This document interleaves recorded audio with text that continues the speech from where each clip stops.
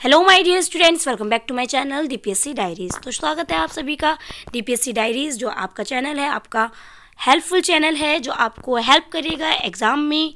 और जो भी डीपीएससी फर्स्ट ईयर के स्टूडेंट्स हैं उनके लिए मैंने ऑलरेडी इतने सारे टॉपिक्स, इतनी सारी वीडियोस पढ़ा रखी हैं। अगर आप कवर करेंगे one by one full speed में तो आपको कोई प्रॉब्लम नहीं होगी एग्ज़ाम में।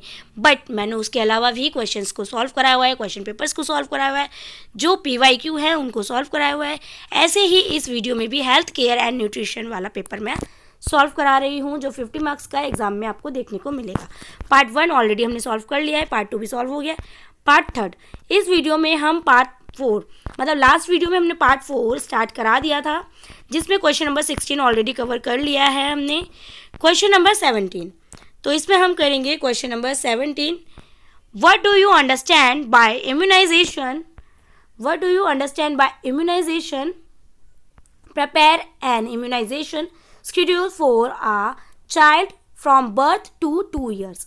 इसमें पूछा है कि आप क्या समझते हैं इम्यूनाइजेशन से। ठीक है, इम्यूनाइजेशन का मतलब क्या होता है आपको बताना होगा।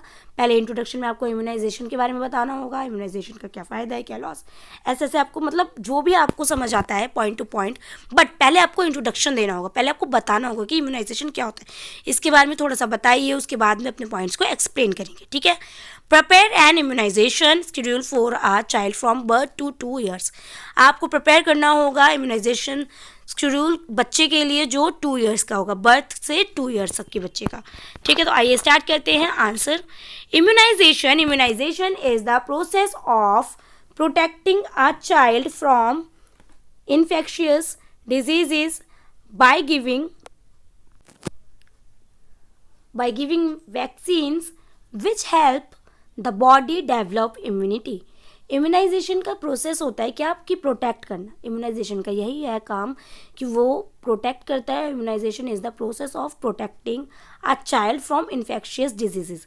जो इम्यूनाइजेशन का काम होता है ये प्रोटेक्ट करता है कि बच्चे को जो इन्फेक्शन हो, जिन चीज़ों से जो इन्फेक्ट करती हो बच्चे को, इन्फेक्शियस डिजीजेज होती है जो, उनसे क्या करें, उन्हें बचाए। ठीक है, तो बाय गिविंग क्या इम्यूनाइजेशन की जो क्या होती है, वैक्सीन्स लगती हैं which help the body develop immunity. Vaccines क्या करती हैं, हेल्प करती हैं बच्चे के लिए कि बॉडी को प्रॉपरली डेवलपमेंट मिले, प्रॉपर डेवलपमेंट हो, प्रॉपर इम्यूनिटी मिले बच्चे को। ठीक है, प्रॉपर बॉडी में डेवलप हो सके इम्यूनिटी, इसकी वैक्सीन्स लगाई जाती हैं। Immunization schedule birth to 2 years। अब इसके बारे में आपको बताना है कि जैसे एज, वैक्सीन्स एट बर्थ, पहले तो एज ज़्यादा ज़रूरी होती है, एज होनी चाहिए बच्चे की। वैक्सीन लगती है एट बर्थ। ठीक है, BCG, OPV, हेपेटाइटिस बी। एक सेकेंड, जैसे कि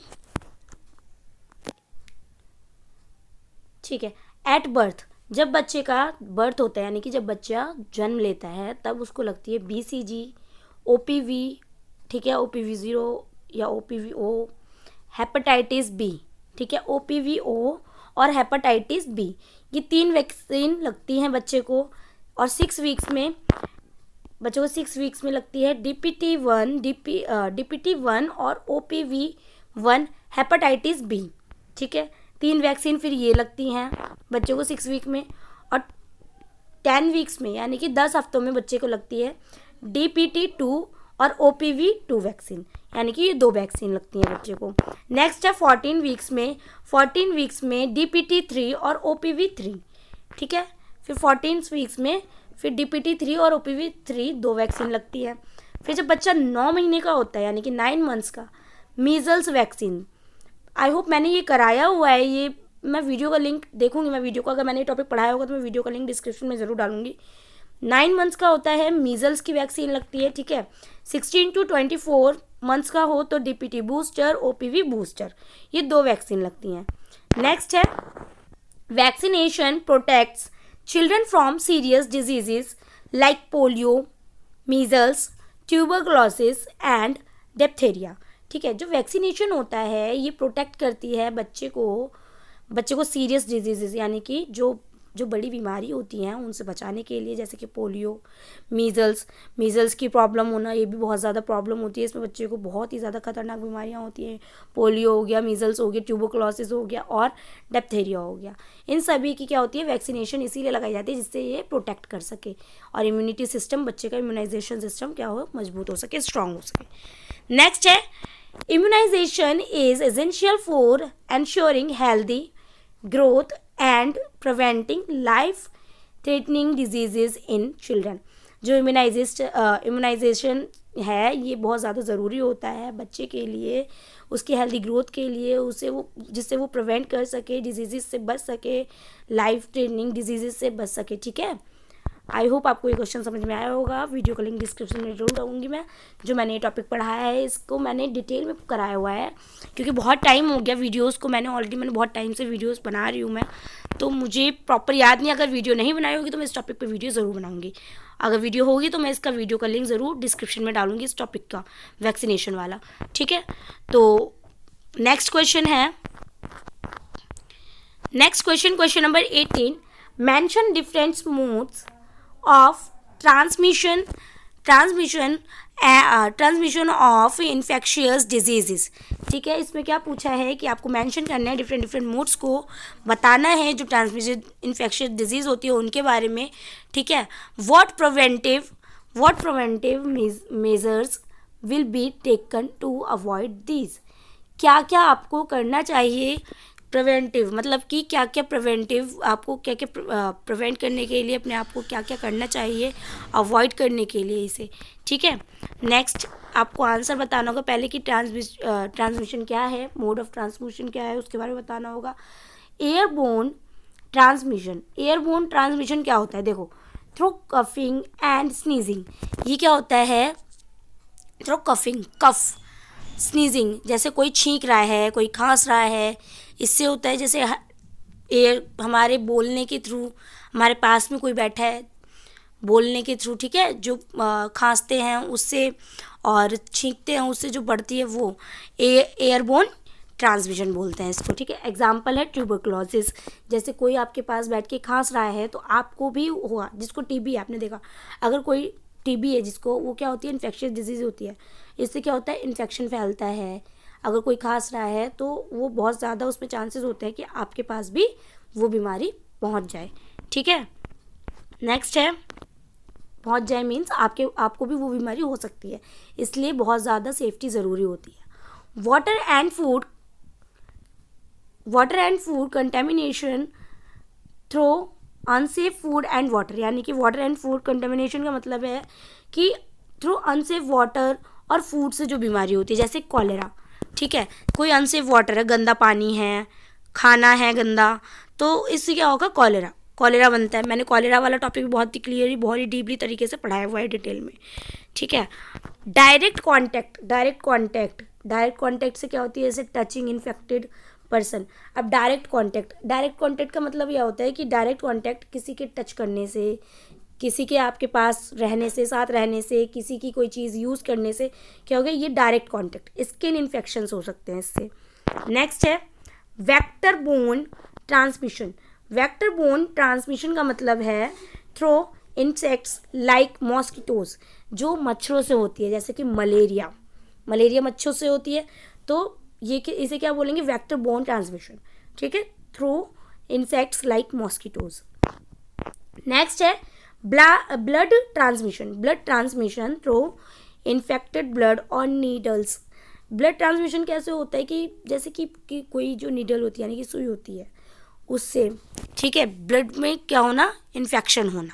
ठीक है, नेक्स्ट है प्रिवेंटिव मेजर्स।